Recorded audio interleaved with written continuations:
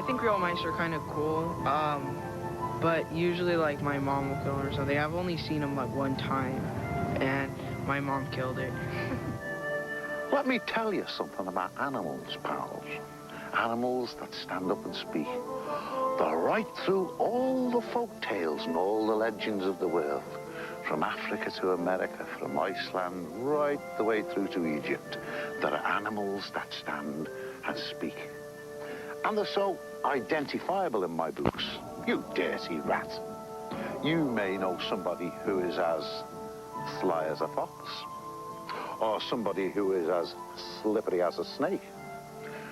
We're identifying animals all the while, you see.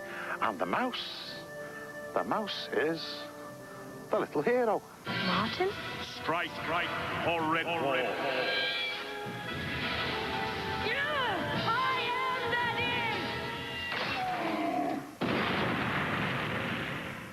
This is Clooney, our rat, and he's being joined today by his friend Matthias, the mouse. You see the big size difference between these two guys? In the show Redwall, you know how Matthias and Clooney, they don't get along at all, and they're really enemies. But actually, in real life, these two guys get along pretty well, and rats and mice can actually live together. They're called omnivores, and omnivores mean that they'll eat anything. They'll eat meat, and they'll eat vegetables, and they'll eat garbage. In Redwall, Matthias actually walks on his two hind legs just like humans do, which is called bipedal. But actually, in reality, mice don't walk like that. They walk on all fours, just like Matthias is doing right now. And these guys don't live very long. Mice only live probably a year, year and a half. That's about it. And rats only live about 3 years. Yes, do you have a question about Matthias? How old is half a year in mouse years? Half a year in mouse years? That's a good question. Well, I would say that's probably maybe like 20 human years, maybe. Father Abbott.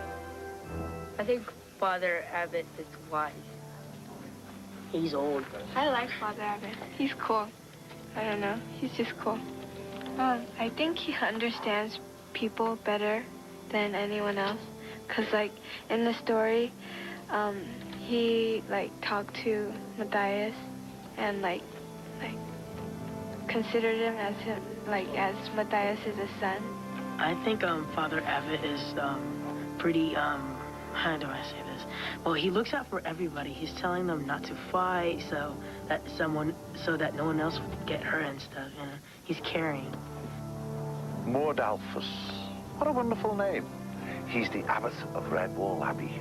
And Mordalphus, the abbot, he is everybody's father. They address him as father, and he addresses them as my son, or my child, or young one, because he's there for all the help he can give everybody. He's a lovely character, and he's a mouse of peace.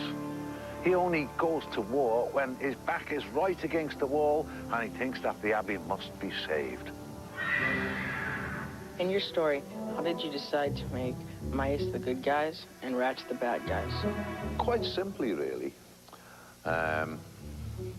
Foxes, stoats, vermin, you know, foxes, stoats, weasels, ferrets, they're all classed as vermin to farmers and landowners.